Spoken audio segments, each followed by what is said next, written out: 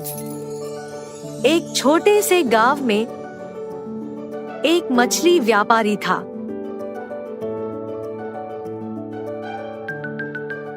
जिसका नाम रामू था।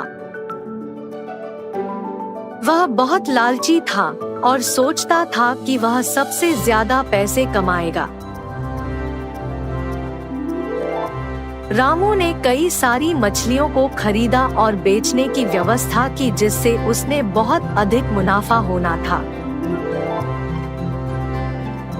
रामू जानता था कि लोगों को जो मछलियां सबसे अधिक पसंद आती है, उन्हें ज्यादा पैसे में बेचता था। इसलिए वह लोगों से मछलियों का बेहतर कीमत मांगता था और सड़े हुए मछलियों को भी महंगे दाम में बेचता था। वह लोगों से ज्यादा पैसे कमाने के लिए अपने गंदे उपायों का इस्तेमाल करता था। एक दिन रामू ने अपनी दुकान में जोड़ीदारियों की बजाय उबली हुई मछलियों की बिक्री करने का निर्णय लिया। वह लोगों को बताता था कि उबली हुई मछलियां सेहत के लिए बहुत अधिक फायदेमंद होती है और इसलिए वह उन्हें ज्यादा मूल्य में बेचेगा।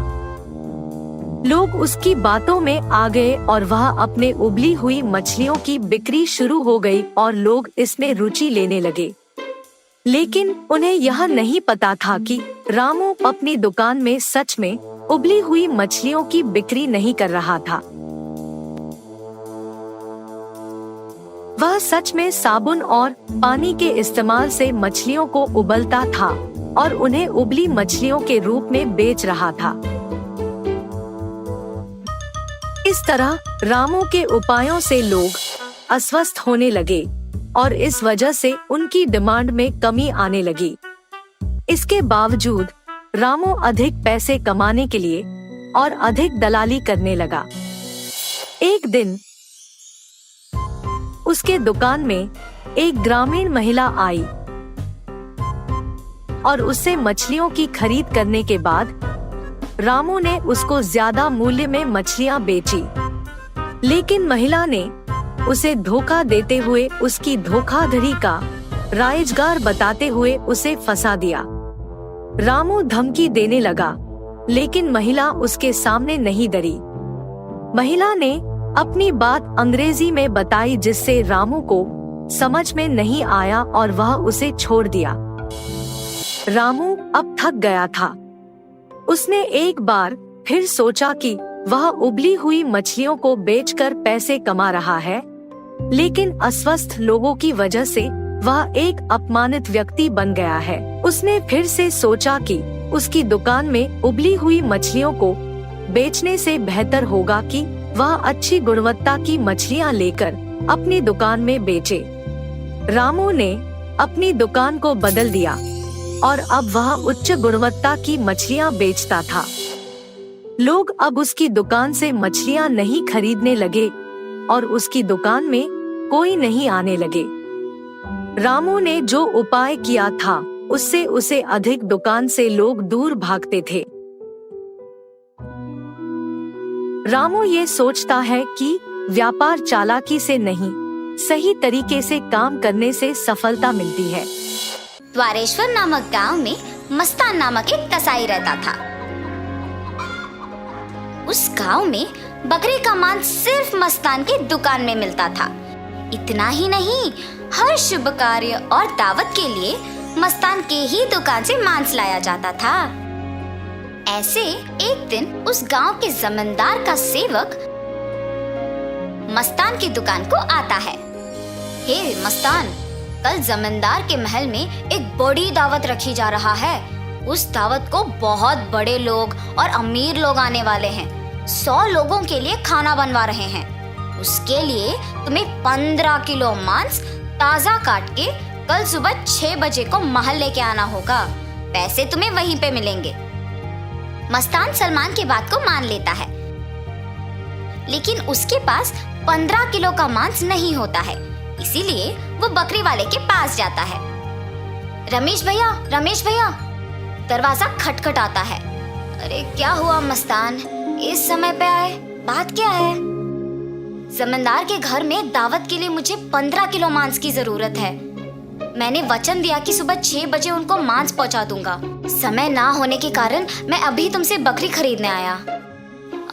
हाँ, तो ये है बात। ठीक है, 2000 रुपए दे के बकरी ले जाओ। ये क्या भैया, 1000 ही तो है। अब जमींदार के लिए है तो कम से कम 2000 होगा ही ना। अगर तुम्हें नहीं चाहिए तो रहने दो, मैं आराम से सो जाऊंगा। नहीं नहीं भैया, मैंने वचन दिया है, अब पीछे नहीं हट सकता। मैं दे दूंगा 2000। ऐसे कहकर 2000 दे के बकरी खरीद के घर चलते हुए सोचता है, जमाए हुए पैसे एक दिन में खर्च हो गए। कोई बात नहीं, जमींदार के दावत के लिए मांस पहुंचाने के बाद पैसे मिलेंगे ना।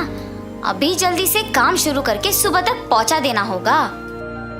ऐसे सोचकर मांस को साफ करके उसके टुकड़े टुकड़े काट के सारी रात मेहनत करके 15 किलो मांस को तैयार रखता है। अगले दिन सुबह दिए हुए वचन के अनुसार 6 बजे को जमींदार के महल पहुंचता है। भैया, मैं सेवक सलमान के लिए आया हूँ, क्या आपको पता है कि वो कहाँ है? ये सुनकर दूसरा सेवक मस्तान को बाहर इंतजार करने के लिए कहता है।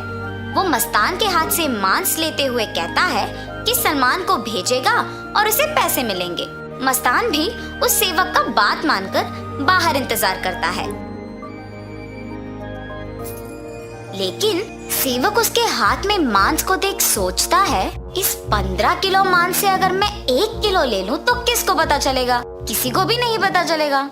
ऐसे उस कवर में से 1 केजी मांस को छुपा के बाकी को देने जाता है। सलमान को देख के कहता है, साहब, मस्तान ने ये आपको देने के लिए कहा है।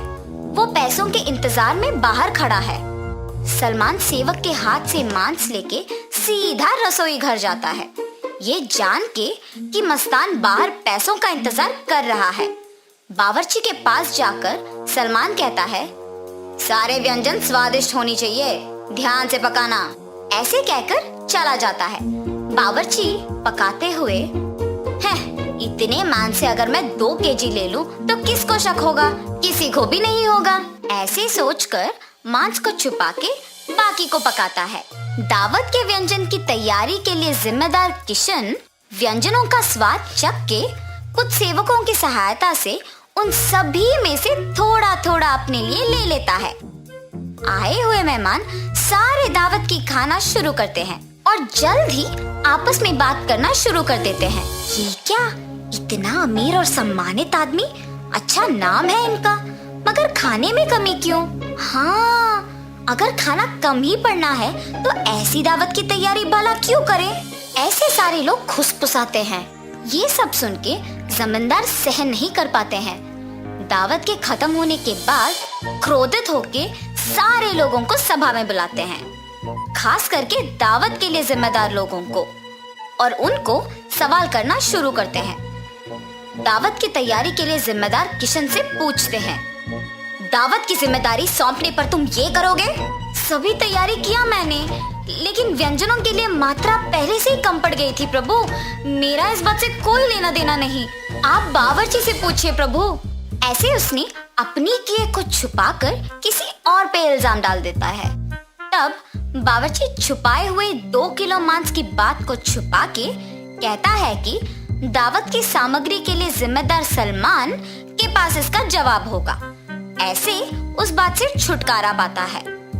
सलमान भी औरों की तरह मांस के दिए गए 6000 रुपयों को मस्तान को ना देकर अपने ही पास रख के, ये जानते हुए कि मस्तान पैसों का बाहर इंतजार कर रहा है, जमींदार से ये बात छुपाता है और कसाई मस्तान पे इल्जाम डाल देता है कि उसने मांस कम मात्रा में दी है।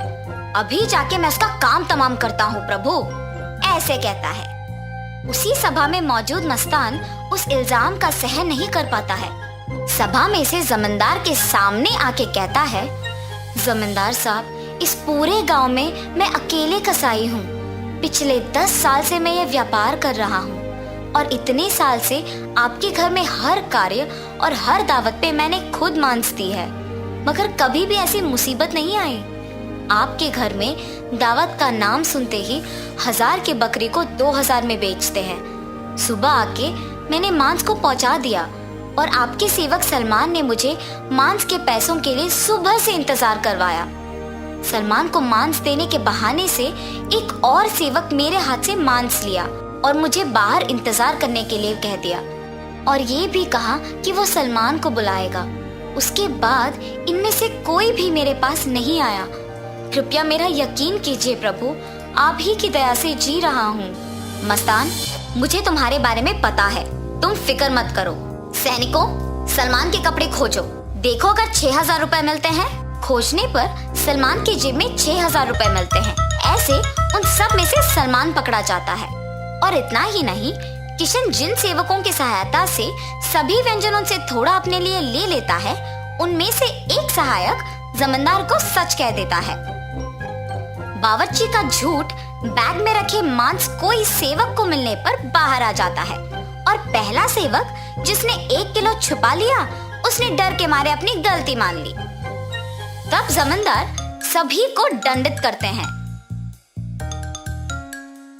और मस्तान को उसके पैसे 6,000 दे देते हैं और ये भी कहते हैं कि वो मस्तान के लिए हमेशा रहेंगे। तो इस कहानी का नैतिक क्या है? गलती का सजा मिलेगी ही मिलेगी, इसीलिए ईमानदारी से जीना ही अच्छा है। एक समय में एक गांव में वीरेंद्रा नामक एक बड़े आदमी रहते थे। वो बूढ़ा आदमी उसके बेटे रोहित, बहू सरला और पोता रोशन के साथ एक छोटे से घर में रहता था।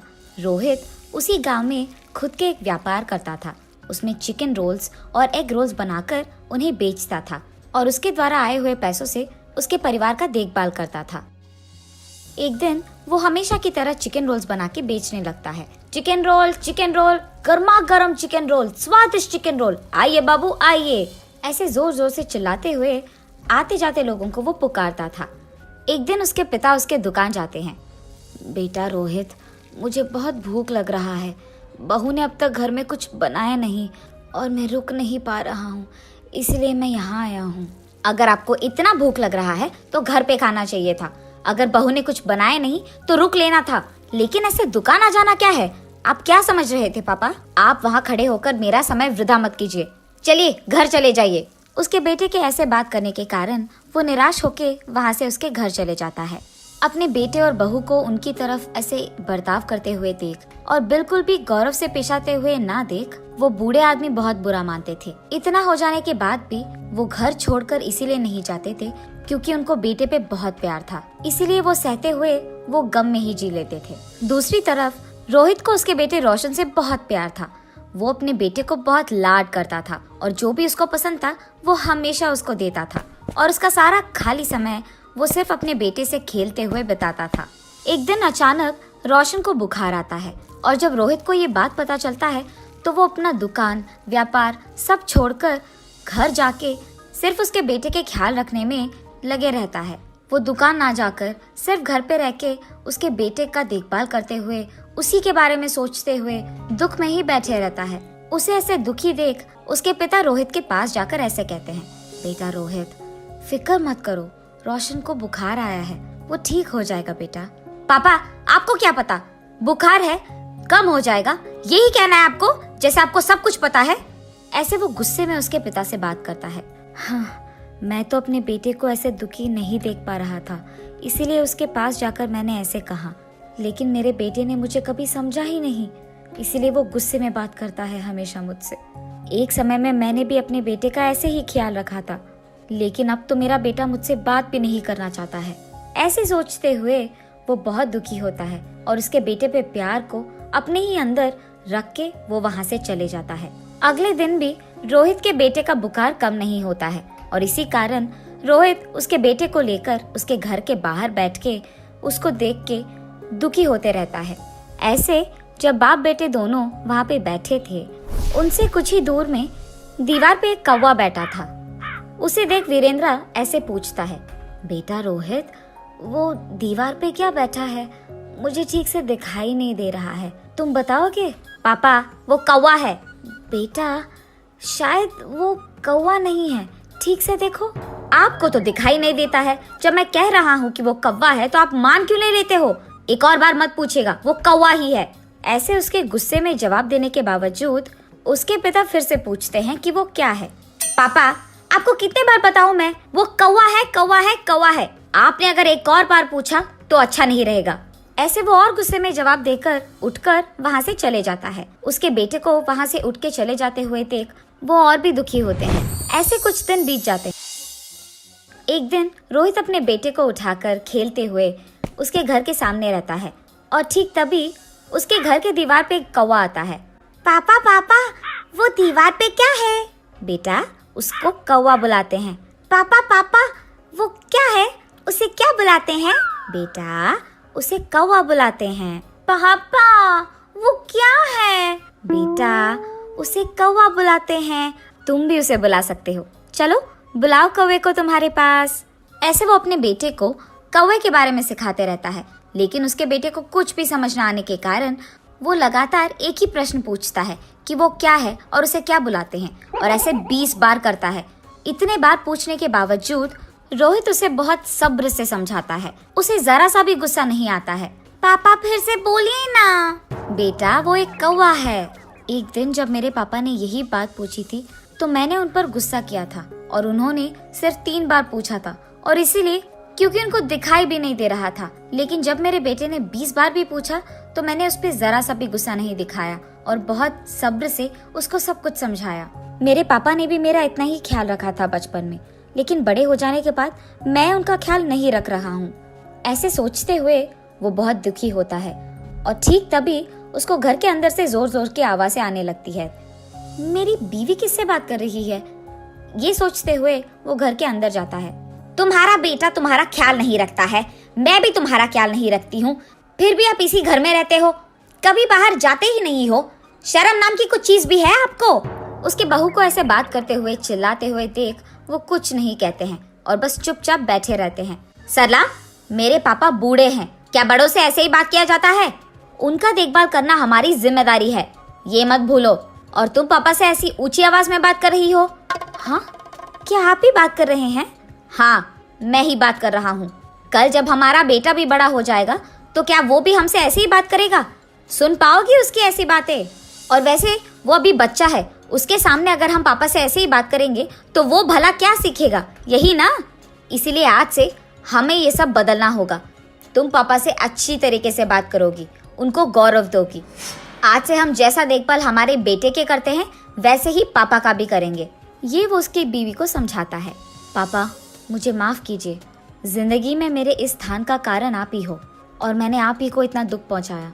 मुझे अपनी गलती का एहसास हो गया है पापा। ये कहते हुए वो उसके पापा के चरणों पे गिर जाता है।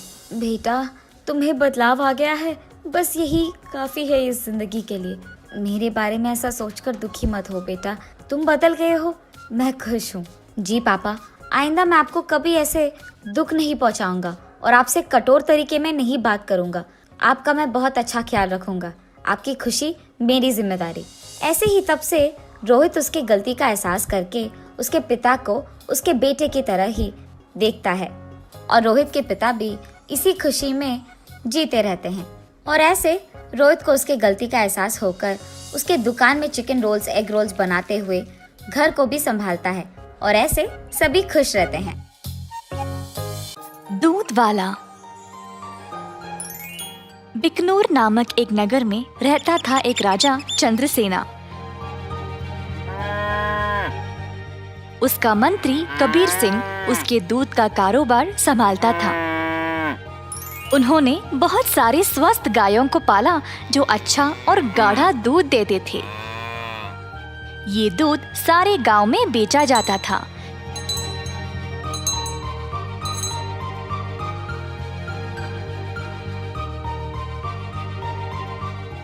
कबीर सिंह खुद सब कुछ संभालता था। कबीर सिंह की पीढ़ी भी महाराजा के लिए काम करते आ रहे थे और इस वजह से चंद्रसेना उसका बहुत आदर करते थे। कबीर सिंह ने भी राजा को कभी भी निराश नहीं किया। सारे गांव में उसका अच्छा नाम था। हर रोज कबीर सिंह खेत पर जाता था। उसने बहुत लोगों को काम पे रखा गायों की देखभाल के लिए, ताकि वे अच्छे से खाए और सेहतमंद रहे। गायों को घास चराने के लिए वह दिन में कम से कम 2 बार भेजता था।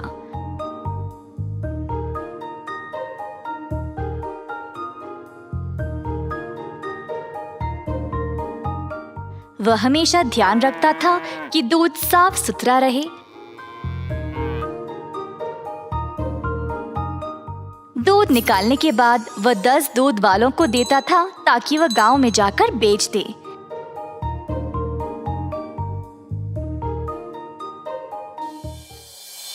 दूध वाले कबीर सिंह को पैसे देते थे और कबीर जाकर चंद्रसेना को। चंद्रसेना ने देखा कि कैसे कबीर ईमानदारी से काम करता था और उस पे पूरा भरोसा रखा। महाराज कबीर के साथ अच्छा बर्ताव करते थे और कबीर राजा के बारे में भी अपनी बहनों को बताया करता था। एक दिन जब कबीर घर वापस आया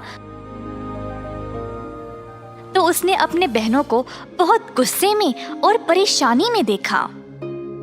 क्या बात है, तुम सब इतने गुस्से में क्यों हो? हम तीनों की उम्र हो गई है शादी के लिए, पर क्या फायदा, शादी के लिए पैसे ही नहीं है। कपड़े और गहनों को छोड़ो, हमारे पास खाने पीने के लिए पैसे काफी नहीं है। मैं तुम लोगों के लिए ही इतना मेहनत करता हूँ, अगर इससे भी खुश नहीं हो तो मेरी सारी मेहनत ही बेकार हो रही है। आप तो महाराजा के मंत्री हो ना, पर आप अपनी आमदनी किसी भी जरूरतमंद को दे देते हो और आप दूध का कारोबार भी संभाल रहे हो ना अकेले, उसमें भी कोई मुनाफा नहीं मिल रहा है आपको। ऐसा क्यों? शायद हमारी कोई फिक्र नहीं है इसीलिए। तीनों बहनें रोने लगी और कबीर को बहुत बुरा लगा। अब तुम सब मत रो, मुझे बर्दाश्त नहीं होता। अब बोलो मैं क्या करूं? मैं वही करूंगा। वैसे आपको ज्यादा कुछ करने की जरूरत नहीं, आप दूध का सारा कारोबार संभालते हो ना। अगर आप उसमें थोड़ा पानी मिलाकर बेचोगे तो आप ज्यादा बेच पाओगे। हाँ, और अधिक दूध से आप ज्यादा मुनाफा भी कमा सकते हो। पर ये तो धोखा हुआ, मैं राजा के साथ ऐसा नहीं कर सकता। कबीर सिंह ने ऐसा करने से मना कर दिया था, पर उसकी बहनों ने उसको भावुक करके जैसे तैसे उससे ये काम करवा ही दिया। कबीर सिंह अक्सर कमाए गए पैसे राजा को देता था और बाकी के पैसे अपनी बहनों को देने लगा। मुझे ऐसा करना नहीं पसंद, ये आखिरी बार है, इसके बाद मुझे ये सब करने के लिए नहीं बोलना। कबीर की बातें सुनकर बहनों ने उसको पैसे वापस किए और घर छोड़कर जाने का नाटक करने लगे। कबीर के पूछने पर तीनों ने धमकी दी कि वे घर छोड़कर चले जाएंगे। मजबूर होकर कबीर को उनकी बात माननी ही पड़ी। कमाए गए पैसे राजा को देकर अधिक पैसे अपनी बहनों को देने लगा। ये सिलसिला कई दिनों तक चलता रहा। कुछ ही समय में कबीर की बहनें नए नए साड़ियां और गहने खरीदने लगे और अच्छा खासा खाने भी लगे। उनकी जिंदगी ही बदल गई। घर पर बैठे बिना तीनों सज धज के बाहर घूमने लगे, सबके आगे दिखावा करने के लिए।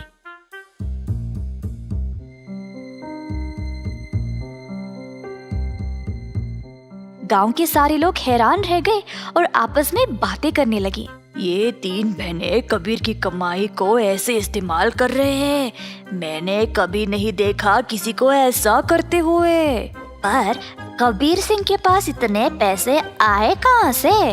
सब लोग कबीर के बारे में बातें करने लगे और बाकी के मंत्री कबीर की कमाई पर ईर्ष्या करने लगे, तो इस बात पर जांच करना शुरू कर दिए। जल्द उनको सच पता चल गया कि वह दूध में पानी मिलाकर बेच रहा था। 70% राजा को देकर बाकी के 30% अपनी जेब में डाल रहा था। खेत के कारीगरों से मंत्रियों ने ये बात का पता लगाया। सारे मंत्री गए राजा के पास और उनको पूरा सच बता दिया। अब क्योंकि राजा को कबीर से बहुत लगाव था, उनको इस बात पर यकीन ही नहीं हुआ, पर उनके पास और कोई रास्ता नहीं था सिवाय कबीर को दंड देने का। तीनों बहनें आए कैद खाने अपने भाई को देखने के लिए और उनको बहुत बुरा लगा कि उनकी ही वजह से उनका भाई आज जेल में बंद पड़ा है। बहनों को अपनी गलती का एहसास हुआ और तीनों गए महाराजा के पास और उनको सब सच बताया कि असल में ये सब उन तीनों की ही गलती है और कबीर दोषी नहीं है। उन्होंने राजा से भीख मांगी कबीर को छोड़ने के लिए। जब राजा ने ये सब सुना तो उन्होंने तीनों बहनों को भी कबीर के साथ कैद खाने में ही डाल दिया और कहा, दंड केवल गलत करने वाले को ही नहीं, गलत सोचने वाले को और गलती में हिस्सा लेने वाले को भी मिलनी चाहिए।